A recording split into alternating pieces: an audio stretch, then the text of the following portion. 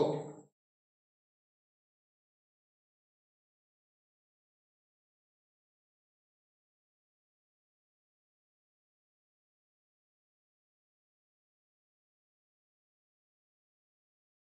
Hello students,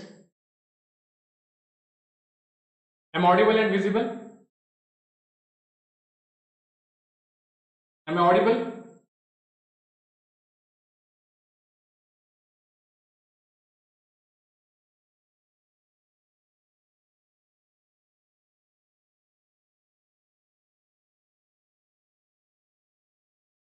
Hello students,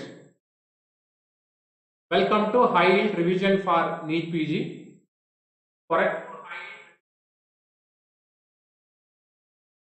Forensic medicine and toxicology, and today's topic of discussion is drowning. Drowning, one very important topic, very commonly asked in NEET PG exam. So it comes under the chapter mechanical asphyxia. We discussed hanging in last class. The drowning is a type of mechanical asphyxia. Let's see what are the important MCQs that can be framed from the chapter drowning. Okay, let's start with the topic without wasting the time. Drowning. This is very interesting topic. This is one of the common method of suicide in India. It is also a method of homicide, that is murder. It can be accidental death also. The most common manner of drowning is accidental. It can be suicidal, it can be homicidal also. So what is important in drowning? So what is drowning? What are the types of drowning? Autopsy findings, medico-legal importance. Okay? Medico-legal importance. So what is drowning? Drowning is a form of asphyxia due to aspiration of fluid into air passages caused by submersion in water or in other fluid. So what is the most common cause of death? The most common cause of death is asphyxia. What is the literal meaning of asphyxia? Pulselessness.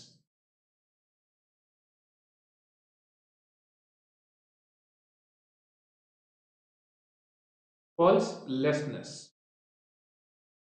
Okay.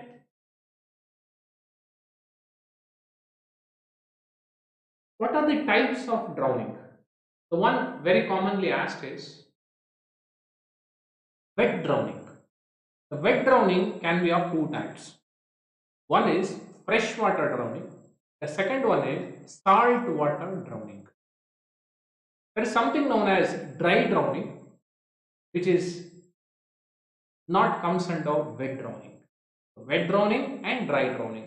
Wet drowning, freshwater, and the saltwater drowning. Dry drowning is something known as immersion syndrome. There is something known as secondary drowning. All these are commonly asked question in your exam. So the first one we're talking about is the freshwater drowning. Freshwater. Dear students, freshwater means that is the drinking water. So the sodium chloride concentration is less. Okay, and because of that reason, less sodium, less chloride, there can be hemodilution, and because of hemodilution, so there can be something known as emphysematous lung. Okay, the freshwater drowning, there can be emphysematous lung.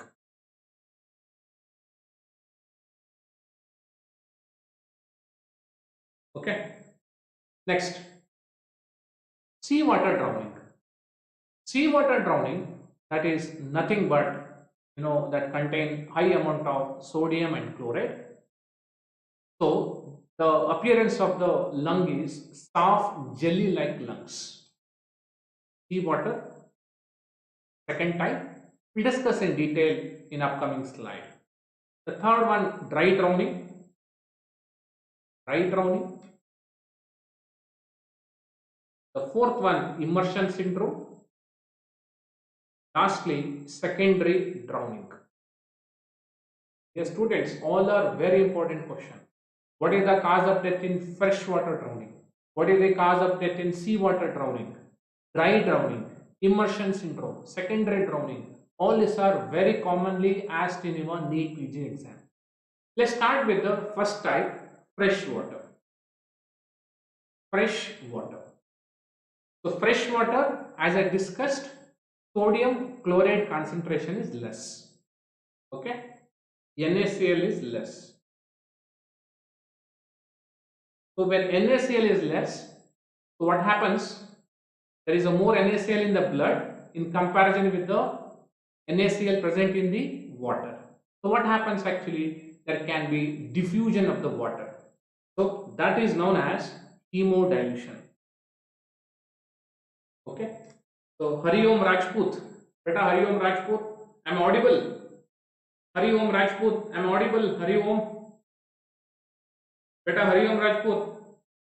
Can you just reply me? Audio video, is it fine? Okay. So what happens? There is a hemodilution. That means what? Increased volume of the blood.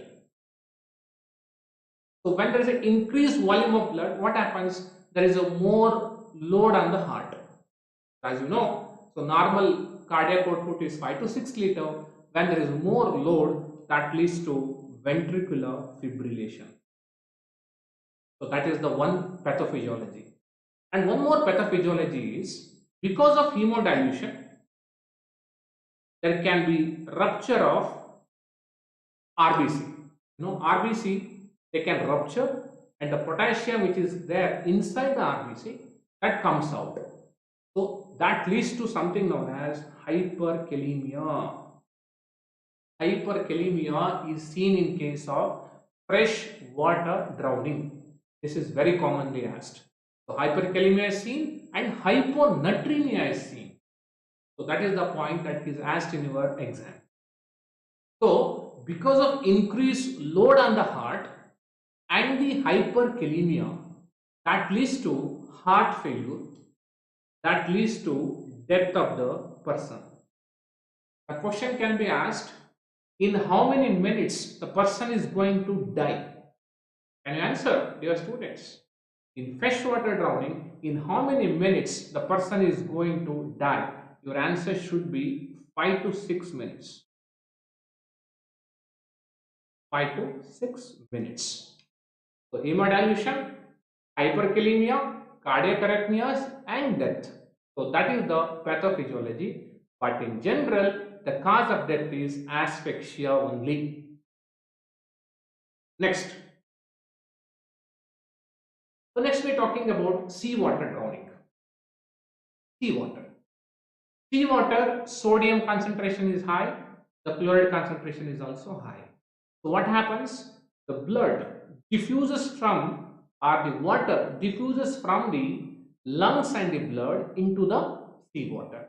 So because of that, what happens? Hemoconcentration occurs. When there is a hemoconcentration, there can be hypovolemia. And one more point here is, when there is a diffusion of water from the blood into the lung, there can be pulmonary edema. So this pulmonary edema can lead to circulatory shock. There is a more and more edema, there is a more and more water inside the lungs. So that leads to circulatory shock, and the cells die because of hypoperfusion. So that can lead to heart failure again, and asystole and death. Death commonly occurs in 10 to 12 minutes. 10 to 12 minutes. Dear students, question can be asked, how to differentiate between freshwater and seawater? Your answer should be Gettler test. Gettler test. Remember, Gettler test is dependent on fluoride concentration present in left ventricle and the right ventricle. So that is Gettler test, but now we are not using that test. Now we are using levels of magnesium and strontium. The levels of strontium in left ventricle and the right ventricle, that is the new marker of fresh water and to differentiate from the salt water. So that is the question that can be asked in your exam. So dear students, fresh water we discussed, pathophysiology, death occurs in 5 to 6 minutes. Seawater, death occurs in 10 to 12 minutes. We discussed both the pathophysiology. Here the point to be remembered is hyperkalemia. Hyperkalemia seen in fresh water. Hypokalemia seen in salt water drowning. So, and one more thing, emphysematous lung. They are seen in fresh water. Okay, soft jelly-like lung because of pulmonary edema. So that is in case of salt water drowning. So these two very important. Now we're talking about dry drowning. Let's see what is dry drowning. The dry drowning means the water is not there in the lungs. The lungs are dry. Understood? Lungs are dry. So on autopsy examination, when you do incision, there won't be any water in the lungs. The lung look normal, there is no water. So, but what is the cause of death in dry drowning? It is common in children or people in suffering from some alcoholism or under the influence of alcohol or under the influence of sedative hypnotics. So what happens? Fall in water, sudden fall in water. So water enters into the pharynx, from pharynx to the larynx. So suddenly what happens? Closure of larynx occurs. Larynx closure occurs. So that is known as laryngeal spasm. So what is the cause of death in dry drowning? Your answer should be laryngeal spasm. This is the MCQ point. What you can see here in the video, you can observe here, there is an opening, that is the larynx. Sudden closure occurs. Sudden closure that leads to anoxia, asphyxia and death. Okay, so that is the point that is asked in your exam. Next, immersion syndrome. Can you guess, dear students, what is immersion syndrome and what is the cause of death? Can you guess immersion syndrome? So you can see there is a person who is diving into the water. You can see ice there. Okay, ice. So what do you think, dear students? Ice. So when what happens when person dives into some very cold water. So say example, cold water.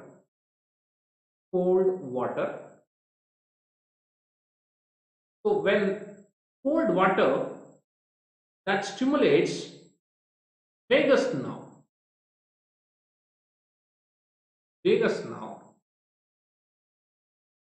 and this leads to vasovagal inhibition and death.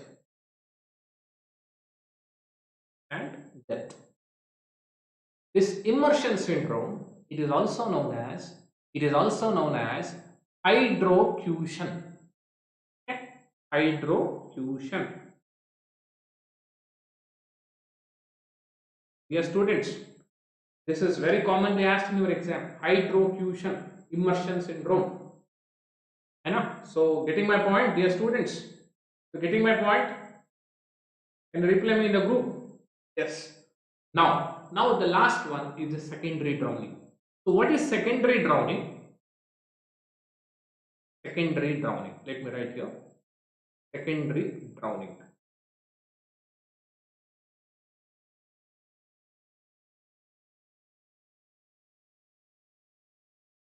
See, secondary drowning is also known as near drowning. In this near drowning, the person survives for about 1 or 2 days or 1 or 2 weeks. He dies because of complications. What are the complications? Can be encephalopathy, it can be meningitis, can be pneumonia, it can be peritonitis. So that is known as secondary drowning. Secondary drowning is due to complications.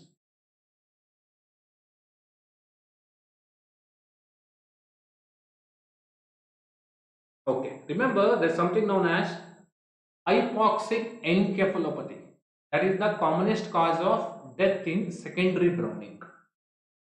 Next, fine. Now we are talking about autopsy finding. What are the autopsy findings in case of? So yes, Swapnashri, yes, am I audible? Is it clear? Audio, video. Beta Swapnashri, student Swapnashri, Hari Om Rajput. Am I audible? Yes. Now autopsy finding. So we discussed definition of drowning, types of drowning, and also the cause of death. Now we are talking about what are the autopsy finding or the postmortem findings. Yeah. Can you identify this? What is this?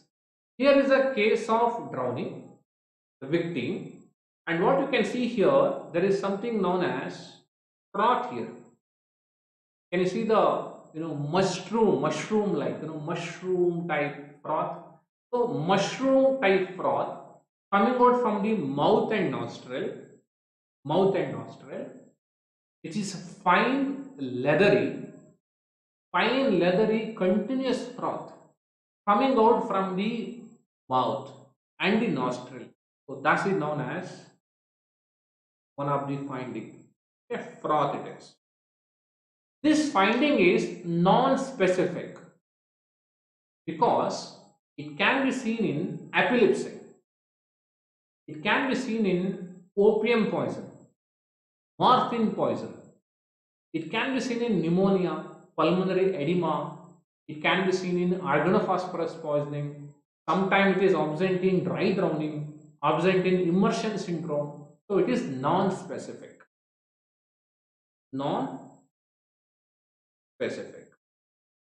So it appears within 2 minutes. Within 2 minutes. So what happens actually, when water enters into the lungs, so the water and the mucus and this surfactant. So mixing of this surfactant, water and the mucus, that leads to this fine leathery froth, which is a non-specific finding. So next, second finding. All of you, there are 10 findings are there. We are discussing one by one. The first one we discussed already.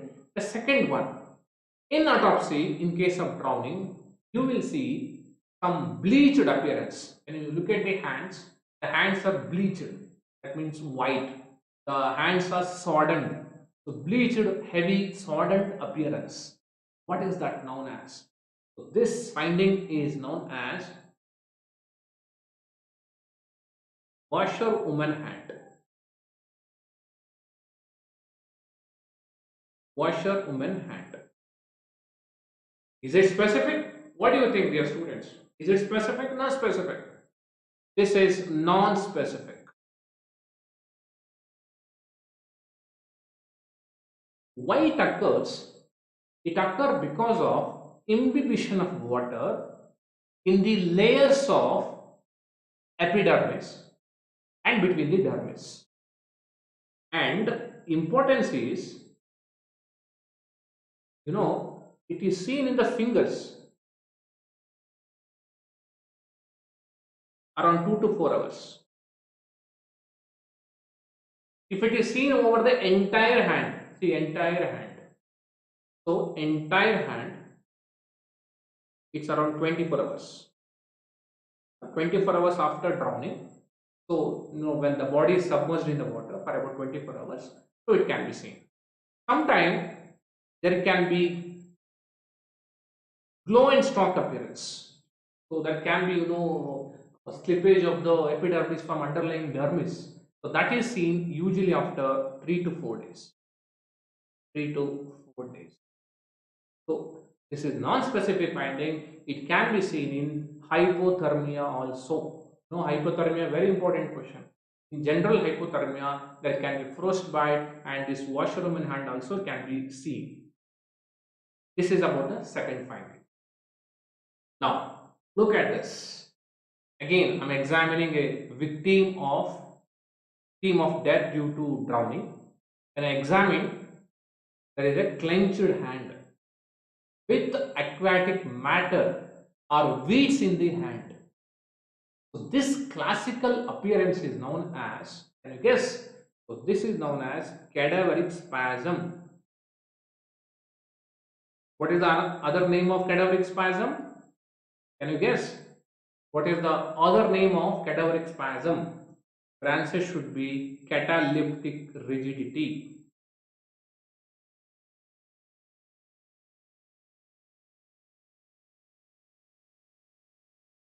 Is it antemortem or postmortem? The answer should be antemortem.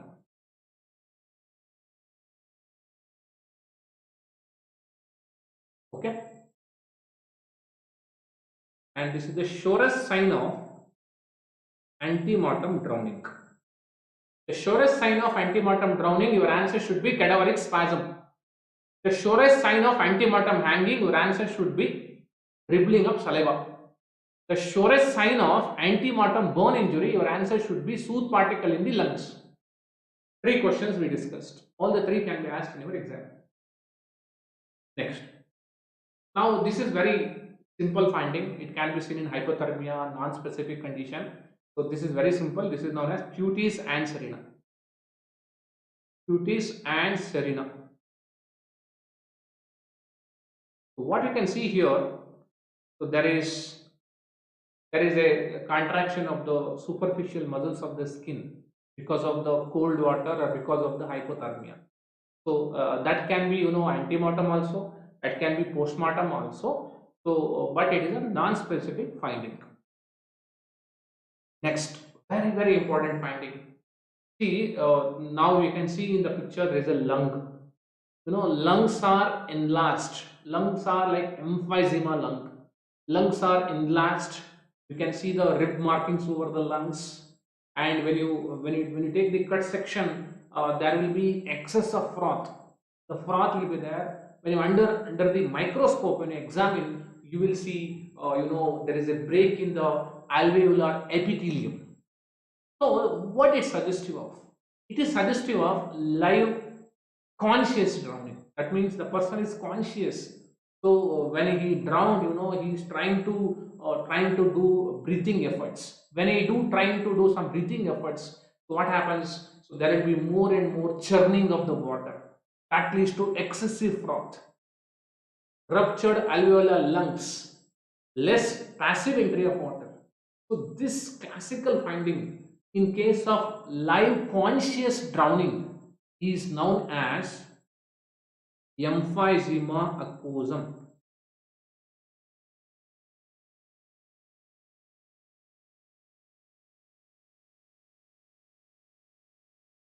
Emphysema aquosum.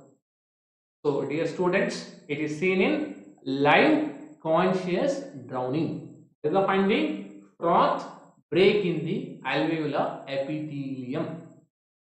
Now, sometime in unconscious drowning, when person is unconscious, say example like this in the water, there will be passive entry of water into the lungs. The water entry to the lungs. So what happens? Lungs enlarges like this, in like this. So that is known as edema aquosum. So this also you must know.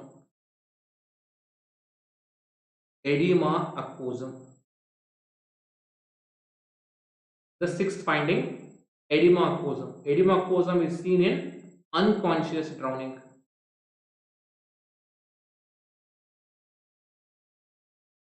So what is the finding here? The finding will be there is no froth. There will be a less amount of froth. And when you look at the histopathology of the lungs, so there will be no break in the continuity of the alveolar epithelium. So that is the finding in edema aquosum. That is unconscious drowning. It is also known as hydrostatic lung, or sometimes it can be seen in post-mortem immersion of dead body also. So these are all the findings. 6th finding. Now the 7th finding. Now we're talking about the 7th finding. So what is the 7th finding? So let's see now what is the 7th finding. Look at this. So there is a picture of histopathology of the lungs. You can see the alveolar epithelium there, here, there, alveoli. And what you can see here, there is some RBCs are there. You can see the RBCs, alveolar epithelium. So on histopathology, so they are nothing but hemorrhages. So what are the hemorrhages? They are known as pult of hemorrhages. Pult of hemorrhages. They are commonly seen over the lower part of the lungs. The lower part of the lungs, there can be bleeding. Again, it is a non-specific finding that is known as pult of hemorrhages. Now, what is the eighth finding? The eighth finding is a very important finding. So that we are talking about, that is the diatoms. Remember, dear students, diatoms, they are very important finding in case of drowning. What are diatoms? They are unicellular algae. They are having a cell wall that consists of silica ions. That's why they are resistant to putrefaction. That's why in case of drowning, algae or the diatoms can be recognized even in putrefied dead body. Okay. So now remember, diatoms present in the bone marrow, diatom present in the liver, kidney. For example, a dead body, diatoms are there in the brain, in the liver, kidney, and in the major organs. What it suggestive of? Can you think? Can think and answer. So that means what? So diatoms are moving into the major organs. So that means circulation is intact. So that is suggestive of ante-mortem drowning. So diatoms present in the bone marrow and the vital organs is the feature of ante-mortem drowning. But in only stomach, only in the lungs, it is not suggestive of ante-mortem drowning. This is very important point. Now, one more question for you. What is the preferred site of diatom aspiration? Diatom aspiration. Bone marrow is said. Which bone is commonly used? Your answer should be sternum and the femur. Sternum and the femur. Usually, most commonly sternum. Easily, visibly we can access. Femur also one important bone to look for diatoms. Okay, so this is about the diatoms. Next, there are some signs in the drowning. So dear students, concentrate. There are some signs in the drowning, so which are known as Sehed sign, Bigler tree-ring sign, Sabinski spleen sign. So this can be asked in your upcoming exam. Let's see what is Sehed sign. Sehed sign means, for example, this is the stomach of the victim. The stomach of the victim, and in stomach of the victim you will see micro ruptures. Micro ruptures. So this micro rupture is known as Sehed sign. One more sign, Bigler tree-ring sign. What is tree-ring sign? For example, this is the glass container. When you place the stomach contents, there will be 3 layers.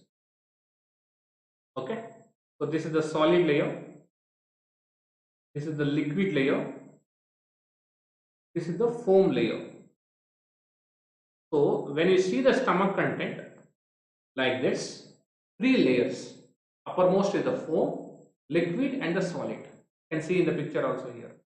So this is known as Bigler tree-ring sign. Bigler tree-ring sign. What are 3 rings? Foam, liquid and solid. Now Sabinski spleen sign. So what happens in drowning? Because of asphyxia, because of hypoxia, the spleen becomes small anemic spleen. This small anemic spleen is known as Sabinski spleen sign. So once again I'll repeat: Sehed stomach sign, Bigler tree-ring sign, 𝐀𝐵INSky's small spleen sign. Okay, this can be asked. Now, the last finding, as a 10th finding, repeat question in INICET exam. What about the postmortem hypostasis? Let's see now. What is this sign? Can you guess? Yes, students. So, can you see this? This is the foam layer. This is the liquid layer. This is the solid layer. What you can see here, foam, the liquid and the solid. So this is nothing but Widler three-ring sign. Now it's clearly visible.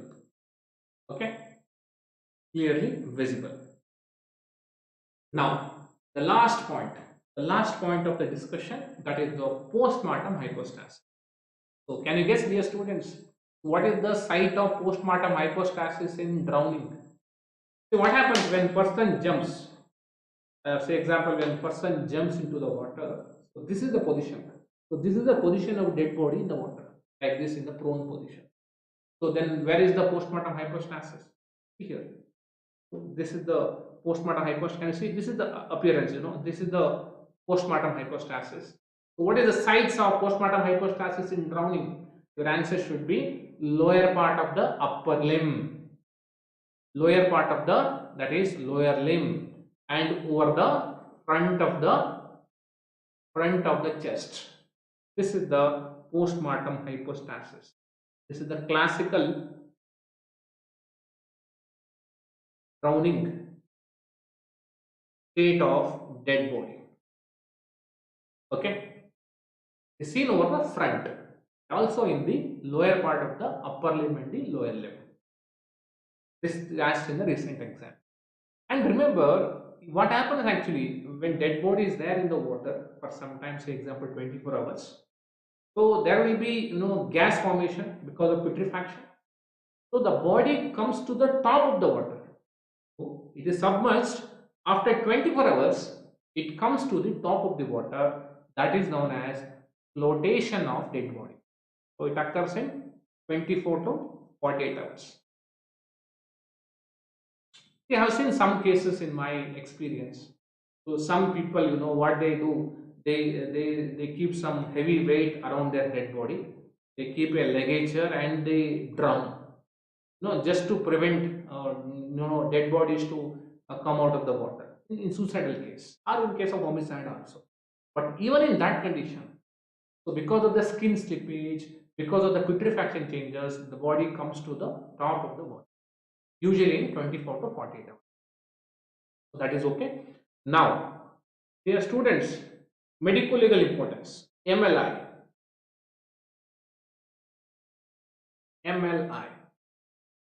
So it can be accidental, it can be suicidal, it can be homicidal also. What is the commonest manner? The commonest manner should be accidental. If it is antemortem, you will see cadaveric spasm with the aquatic matter. If it is live conscious drowning, you will see emphysematous lung. Unconscious drowning, you will see edema aquosum. Diatoms present in the bone marrow is a feature of antemortem drowning. Sternum and femur is used. The technique used is acid digestion technique. The recent marker is increased levels of magnesium.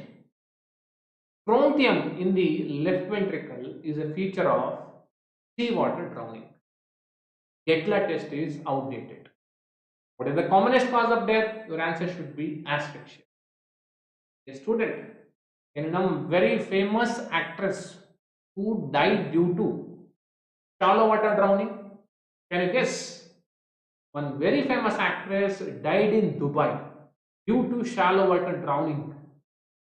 The answer, you are superstar. Okay, you are a superstar. So you just answer in the chat box whenever you watch the class. So that's it about the today's NEET PG session. Thank you.